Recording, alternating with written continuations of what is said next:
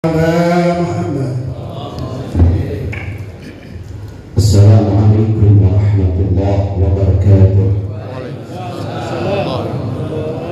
Bismillah, alhamdulillah, wassalatu wassalamu ala rasulillah Sayyidina Muhammad bin Abdullah wa ala alihi wa sahbihi wa man tabi'a lahu wa wala.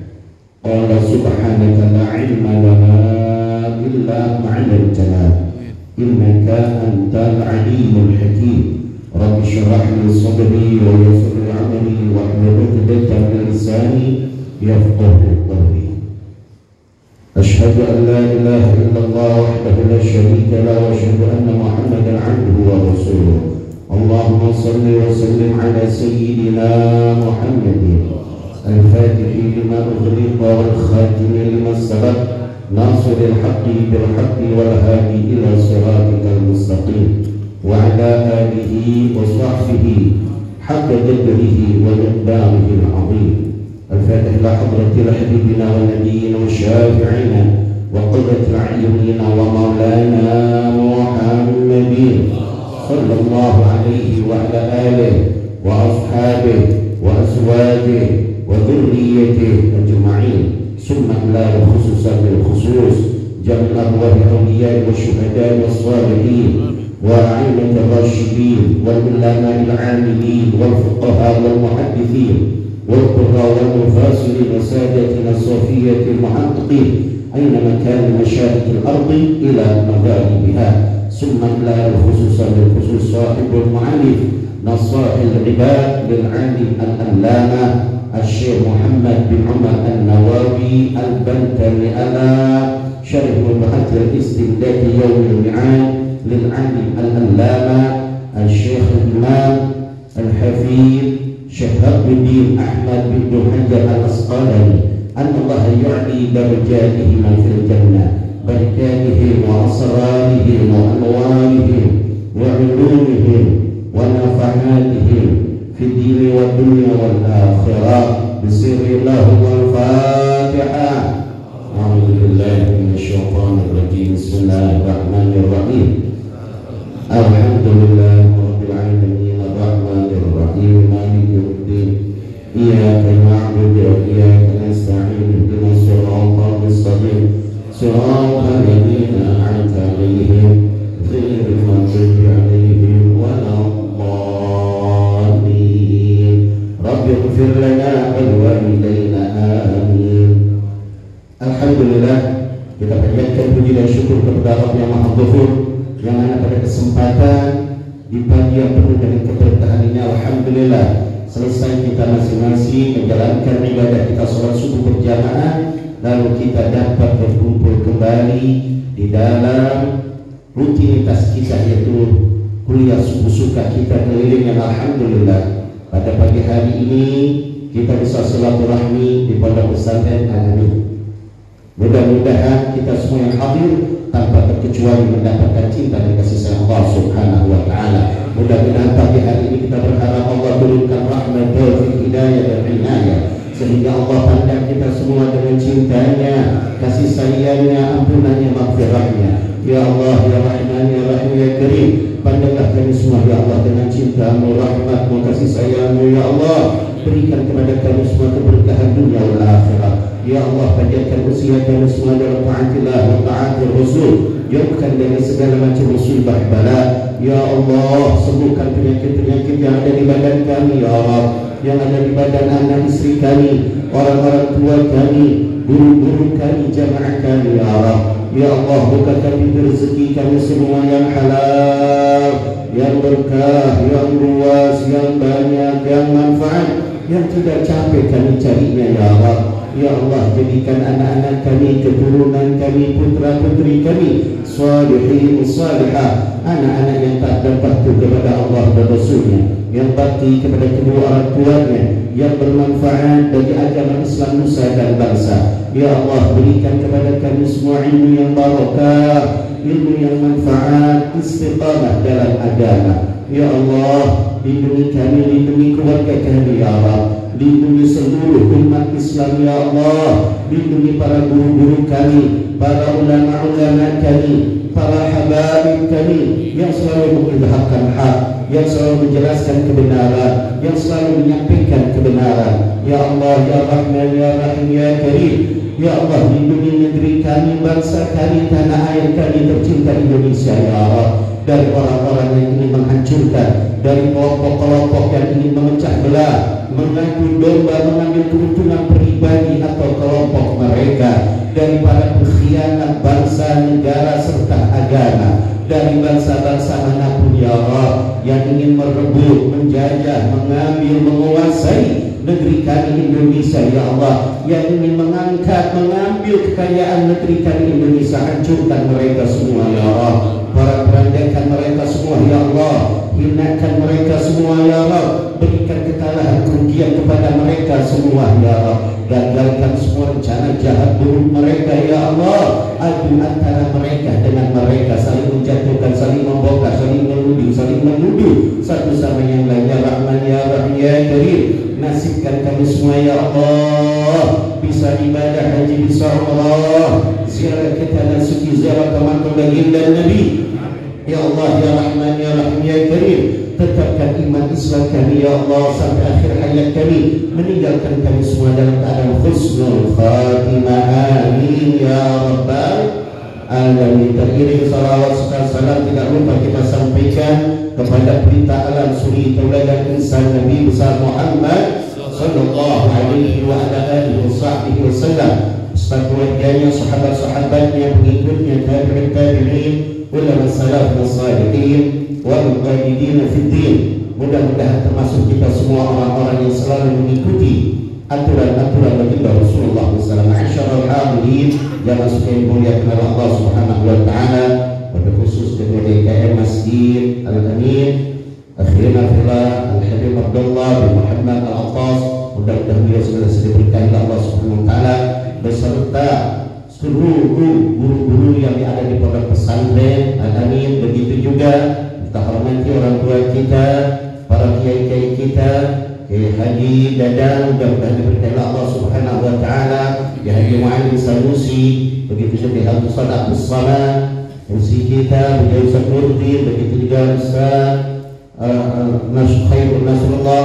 Mudah-mudahan berdua kuliah subuh suka Ustaz Rahim dan para asatidz, para kiai, para tokoh masyarakat, para asatidz, wabil khusus mudah-mudahan juga orang tua kita Bapak Haji Irfan Wahab bin Haris, mudah-mudahan diberkahi Allah Subhanahu wa taala. Begitu juga Ustaz Hasbiyallah, mudah-mudahan Ustaz Hasbiyallah bin Haji Murad, ya, mudah diberkahi Allah Subhanahu wa taala, dan seluruh karyawan Trikarya Cemerlang, mudah diberkahi Allah Subhanahu wa taala. Ma'asyiral hadirin jamaah yang dimuliakan Allah, kita lanjutkan pelajaran kita dalam kitab Nashul Ibad halaman 5. Bismillahirrahmanirrahim. Qala Syekhul Musannif rahimahullah taala, wa nafa'ana bihi bi ulumihi fi darain. Al-maqalatul tasi'ah. Ini perkataan atau wejangan yang nomor ke-9, ya. Al-Sofiyana Sauri. Kita baca Sofiyana Sauri. Kenapa nggak dibaca Sofiyani? Karena itu isim ghairul sharif yang tidak bisa dirubah. Udah Sofiyana kayak seperti Ramadhana, ya, nggak boleh baca Ramadhani. Nawaitu shoma ghadin an adai fardhi syahri Ramadhana. Nggak boleh Ramadhani walaupun dikasih ya. An Sofiyana Sauri radhiyallahu anhu. Imam Sufyan Tsauri telah memberikan tutur kata yang baik kepada kita, memberikan nasihat. Wa Syekhul Islam Al-Imam Malik. Beliau adalah guru umat Islam tapi dari mazhab Imam Maliki. Ya, beliau adalah salah satu guru Islam bermadhab Imam Maliki. Nggak jadi masalah. Imam Maliki, Imam Abu Hanifah, Imam Ahmad bin Hanbal, Imam Syafi'i, semua sama akidahnya Ahlussunnah wal Jamaah, cuma ikhtilafiyah di dalam pendapat ilmu fikih. Nggak jadi masalah, semua yang benar, semua yang ulama-ulama yang istiqamah. Kita ambil contoh kepada mereka semua. Ikhtilaful ulama rahmah. Ikhtilaf ulama itu mengandung rahmah bagi kita semua. Asal semuanya mendasarkan manqul anhu, mendasarkan dalil-dalil yang sesuai. Walaupun ikhtilaf antara ulama dengan ulama, makanya Syekh Muhammad bin Umar An-Nawawi mengambil mengutip perkataan Imam Sufyan Tsauri, walaupun bukan bermadzhab Imam Syafi'i, bermadzhab Imam Maliki, beliau ambil. Inilah ciri umat Islam dari manapun pendapat, walaupun bukan dari pengikutnya, bukan dari mazhabnya, tetapi beliau mengambil karena kecintaannya kepada agama Islam dan ilmu Islam. Ya. Imam Sufyan Tsauri beliau berkata, kullu ma'siyatin an syahwati fa innahu yurja ghufranuha. Setiap maksiat, andai kata ada orang tukang maksiat, setiap maksiat yang timbul maksiat itu an syahwati, dari timbulnya dari syahwat. Baik dia kerjakan maksiat apapun, misalnya dia mengerjakan maksiat, main judi, mabokan, berzina, misalnya maksiat apapun yang dikarenakan dari syahwatnya, ya, maka fa innahu, maka orang yang berbuat maksiat itu yurja ghufranuha, masih bisa diharap-harap ampunan Allah, ya, masih bisa diharap-harap ampunan Allah. Kenapa? Kalau kita berbuat maksiat karena kebodohan kita, karena nafsu kita, suatu saat kita sadar, kita, ya Allah, ada tukang maksiat, ya, masih kita bisa, ya Allah, kapan ya Allah hamba mau bertobat, ya Allah ampuni dosa hamba, ya Allah. Kalau dari nafsu. Tetapi ya, kullu maksiatin min kibri fa innahu la yurja ghufranuha. Tapi kalau maksiat itu timbulnya daripada kesombongan, maka tidak akan bisa diharap-harap akan mendapatkan ampunan. Gimana sih perbedaan antara orang maksiat dengan hawa nafsu dan maksiat dengan kesombongan? Maka Imam Sufyan Tsauri menjelaskan, kalau orang maksiat dengan hawa nafsu seperti iblis, ya, li'anna ma'siyatal iblisa kana asluha minal kibri, ya, karena maksiat yang didasarkan dengan kesombongan seperti iblis. Iblis itu maksiatnya yang tadinya pemimpin malaikat, yang tadinya iblis ini penghuni surga, hamba Allah yang sangat dekat kepada Allah, seluruh malaikat jadi anak buahnya. Tapi pada saat Allah menciptakan Nabi Allah Adam alaihi salatu wassalam, lalu iblis melihat ini, udah iblis lihat, terus Allah perintahkan kepada iblis dan kepada seluruh makhluk yang ada pada saat itu, yaitu para malaikat. Iblis dulu namanya Azazil, bukan iblis. Allah berkata, usjudu li Adam. Hai semua para hamba-hambaku, hai para malaikatku, hai para orang-orang, para makhlukku yang ada di dalam surga, sujudlah kalian kepada Nabi Allah Adam untuk memberikan penghormatan kepada Nabi Allah Adam. Maka seluruh malaikat fasjudu, ya, maka mereka sujud kepada Nabi Allah Adam, illal iblis, kecuali iblis. Kenapa iblis kagak mau sujud kepada Nabi Allah Adam? Didasarkan dengan kesombongan. Iblis dalam hatinya berkata kepada Allah, ya Allah, kenapa aku yang lebih dahulu hidupnya dari Nabi Allah Adam, ribuan tahun aku lebih hidup dari Nabi Allah Adam, ribuan tahun aku ibadah kepada Engkau, ribuan tahun aku memimpin malaikat, ribuan tahun aku menghuni surga, kenapa aku harus sujud kepada Adam yang baru anak kemarin sore? Baru Adam kan kemarin sore, baru ajak ibadah baru bocah kalau kata kita kan, baru anak kemarin sore. Kenapa ya Allah aku harus sujud ke Adam? Aku gak mau. Nantangnya Allah, berani melawan Allah karena egonya, karena kesombongannya. Gak bisa ya Allah, aku gak mau, saya gak mau ya Allah. Kenapa engkau gak mau? Karena aku lebih tua, karena aku lebih dahulu, karena aku pemimpin. Aku pemimpin seluruh malaikat. Jatuh dong martabatku kalau aku sujud ke Adam yang baru anak kemarin sore. Jatuh dong martabatku kalau aku langsung sujud ke Nabi Allah Adam. Apa kata orang? Gak mau aku ya Allah. Yang akhirnya dengan keangkuhan, dengan keegoan, iblis itu akhirnya berani melawan perintah Allah. Kalau keegoan dan berani menyalahkan perintah Allah, perintah Allah salah, pendapatku yang paling benar. Kalau orang maksiat dengan ego begitu, maksiatnya dengan kesombongan, maka dia tidak akan mengatakan itu maksiat. Siapapun, andai kata dia maksiat karena kehebatan dia maksiat karena kepintarannya dia, maka pada saat bilang kok ente maksiat, kata siapa maksiat? Itu, wah ente gak paham. Ada dalilnya Anda berbuat demikian. Sufyan, ente lihat, akan dia cari dalil-dalil untuk menyatakan itu bukan perbuatan maksiat. Akan dia bela dirinya. Kalau dia timbul maksiat itu dari seorang ulama, dari seorang kiai, dari seorang ustaz, dari seorang yang alim, maka dia akan cari dalil bagaimana caranya dia akan mendalilkan perbuatan dia itu akan baik.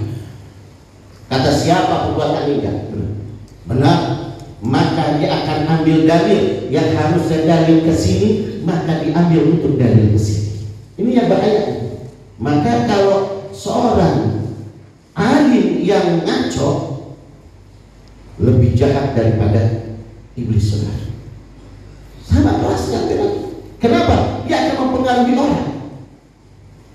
Ini ngeri. Ya. Akan dia mengatakan contoh begini. Ya. Misalnya ada ikhtilaf antara ulama dengan ulama. Ada ini ulama, ini ulama. Ya. Ini tengah-tengahnya ini umat nih. Ulama si A sama si ulama B sama-sama ambil. Lalu si ulama A, beliau menjelaskan apabila kita dalam keadaan rumit di dalam satu tempat di negeri kita, sehingga ada kekuasaan yang melarang kita untuk sholat. Kalau kamu berani sholat, maka saya bunuh. Maka kita tidak wajib lagi sholat. Nah, ulama ini yang satu lagi menyatakan orang wajib sholat bagi umat Islam, siapapun dia, apalagi dia laki-laki, tidak ada uzurnya untuk meninggalkan sholat.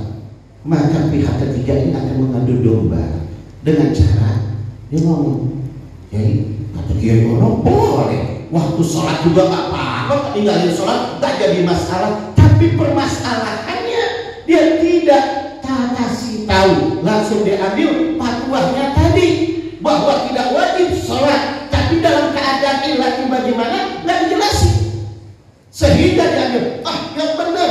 Kok bisa demikian? Iya, kalau begitu itu salah dong. Orang meninggalkan sholat dosa. Nggak boleh, nggak ada uzur syar'inya untuk meninggalkan sholat. Iya, tapi lihat kondisinya, ya, lihat kondisinya.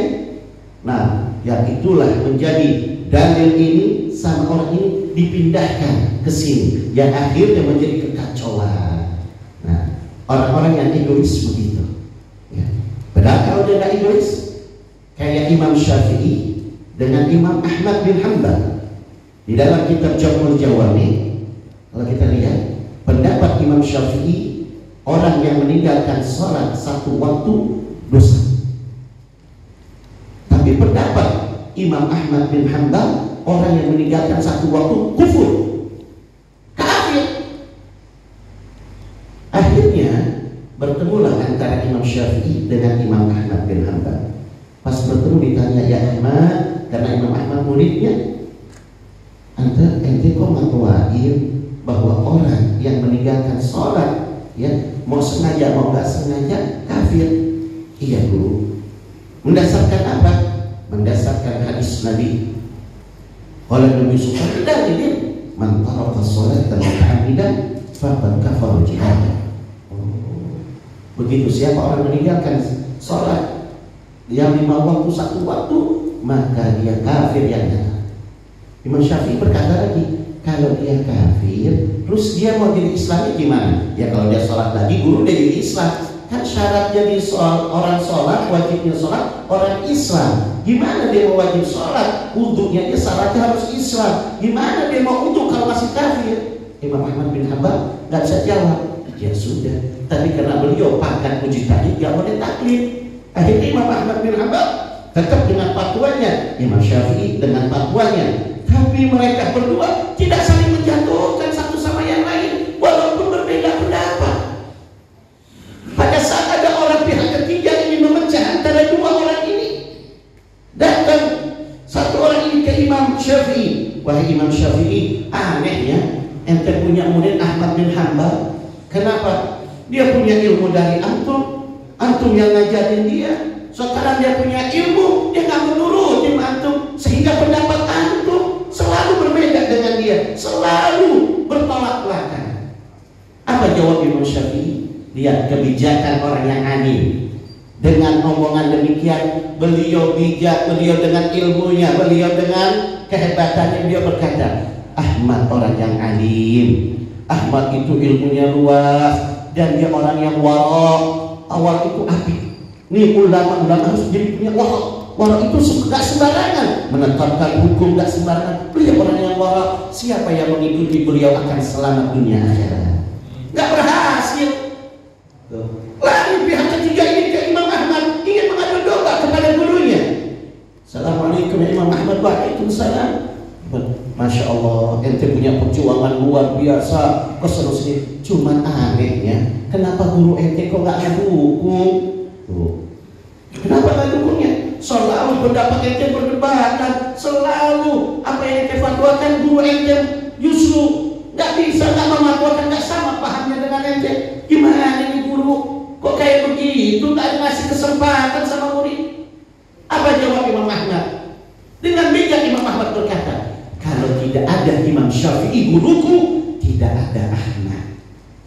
Aku ini sifatan sedikit daripada ilmu guruku. Kewaraanku adalah hasil pendidikan guruku. Guruku punya pendapat jauh lebih mulia dari pendapat. Subhanallah, luar biasa. Kenapa didasarkan begini? Hatinya, hati. Kalau orang hatinya lurus, hatinya apa? Dia berbicara benar, tidak ada ya apapun embel-embelnya, mendapatkan rahmat dan kasih sayang Allah Subhanahu wa taala. Tidak mendasarkan ego. Coba kalau mendasarkan ego, pendapat anak hebat, guru anak macam-macam, punya ibu anak juga punya ilmu, masing-masing aja. Siapa yang itu silakan. Emang guru anak kayak begitu. Imam Syafi'i kalau mendasarkan ego, murid kurang ajar murid. Gitu. Tapi luar biasa. Nah ini apapun bentuknya, mau maksiat, mau pendapat apapun, kalau sudah didasarkan dengan keangkuhan, didasarkan dengan kesombongan, maka tidak akan bisa mendatangkan kemuliaan. Justru akan selalu jauh-jauh dari kebenaran, ya, jauh-jauh dari kebenaran. Apapun bentuknya, walaupun dibilang dia membuahkan salah, kita kasih tahu, ulama-ulama ngasih tahu, justru mereka dia akan berkata, jangankan baru 1 ulama, 2 ulama, 10 ulama, sedunia mematwakan, tetap anda asli. Nah ini kan sifat iblis. Sifat iblis kan gitu. Jangankan seulama, baru 1-2 ulama sehingga bisa sedunia mematwakan apapun hukum ini saya tak bakal kasih, tetap pendapat saya. Luar biasa. Udah kayak iblis, saudara. Iblis begitu. Iblis Allah dilawan. Salah Allah tidak mau tunduk. Kalau sudah demikian maksiat, apapun perbuatan maksiatnya, Lebih jahat adalah daripada maksiat, lebih jahat adalah kesesatan kalau disesat. Ya.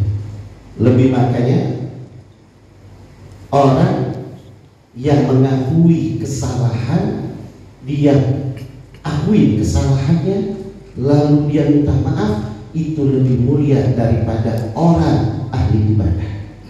Kalau ahli ibadah, orang bisa ibadah, bisa tahajud, bisa baca Quran, bisa khatamul Quran, bisa kapanpun baca Quran, dia bisa begini, sedekahnya bisa, apapun bisa, ya, masih lebih mulia orang yang mengakui kesalahan. Kenapa? Kalau orang yang mengakui kesalahan udah jelas hatinya akan selalu. Tapi kalau orang ibadah belum tentu sudah. Ibadah ngomongin orang jalan terus. Ibadah benci sama orang jalan terus. Kabur aja.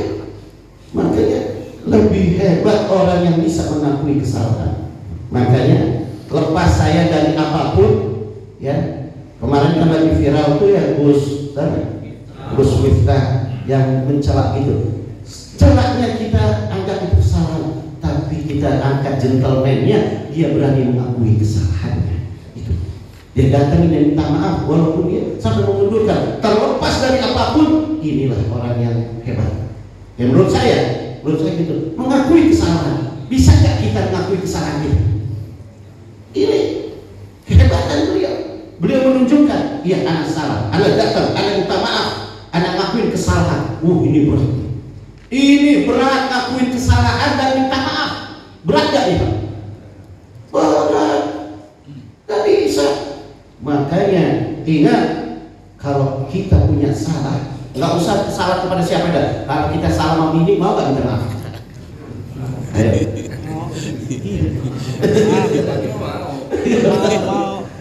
Kita punya salah, kita bohong sama bini kita.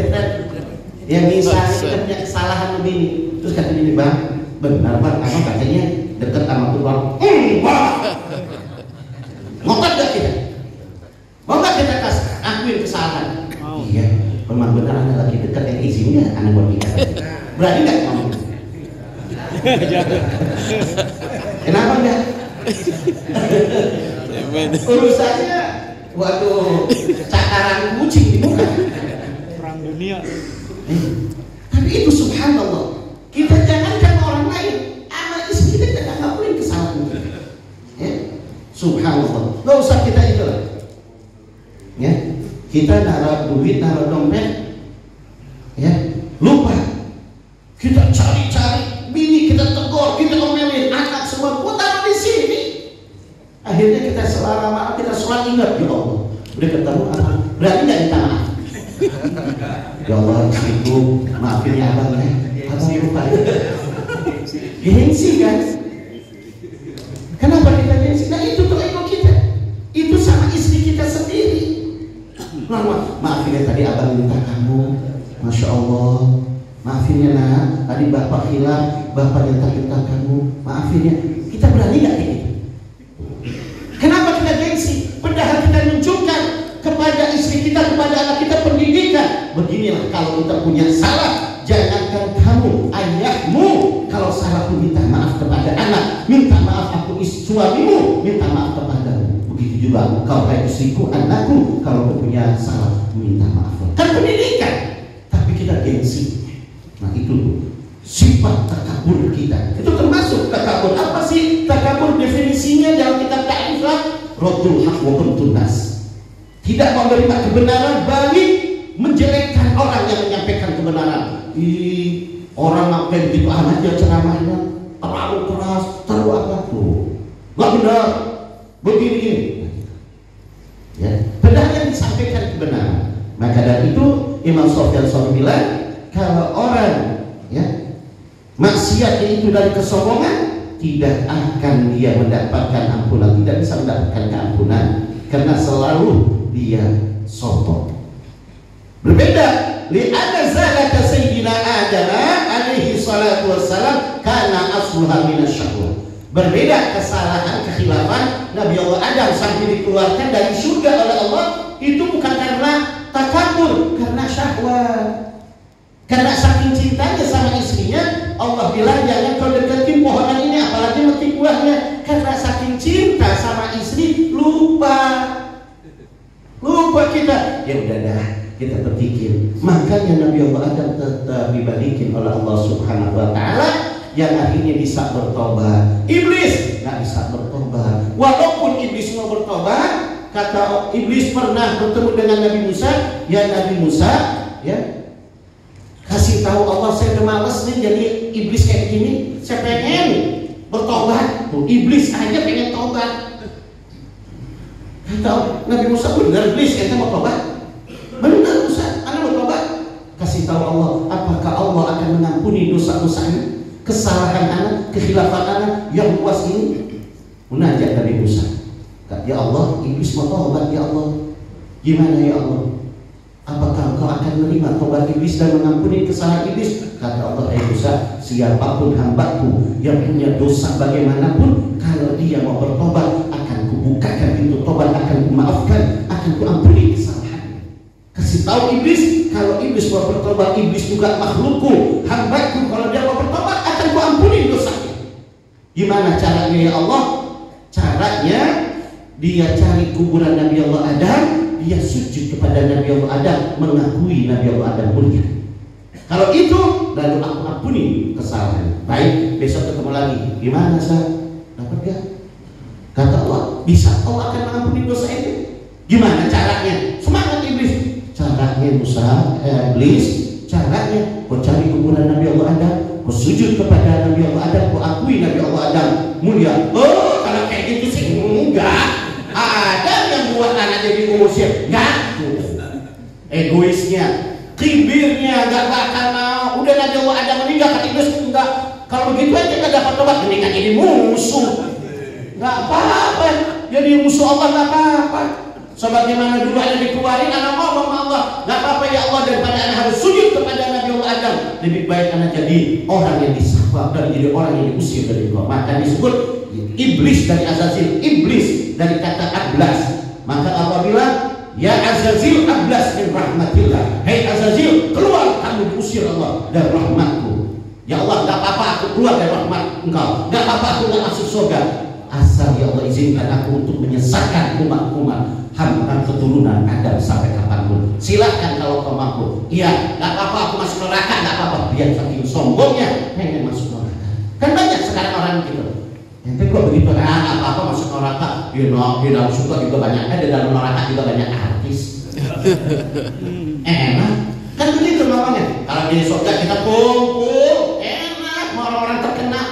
Nah itu kalau orang yang sudah hatinya didasarkan maksiat dengan kesombongan. Mudah-mudahan Allah kikis hati kita dari kesombongan, Allah ampunkan dosa-dosa kita, Allah jadikan hati kita yang tawadu, menerima hak dari siapapun, kebenaran dari manapun, dan Allah jadikan hati kita yang rahman dan rahim untuk saling mencintai sesama umat Islam. Rabbana la tuzigh qulubana ba'da idh hadaytana wa hab lana min ladunka rahmatan innaka antal wahhab. Rabbana zalamna anfusana wa lam taghfir lana wa tarhamna lanakunanna minal khasirin. Rabbana taqabbal minna innaka antas samiul alim wa tub 'alaina innaka antat tawwabur rahim. Wa sallallahu ala sayyidina Muhammadin wa ala alihi wa sahbihi wasallam. Alhamdulillah ya rabbil alamin. Wallahu a'lam bissawab. Assalamualaikum warahmatullahi wabarakatuh. Waalaikumsalam warahmatullahi wabarakatuh.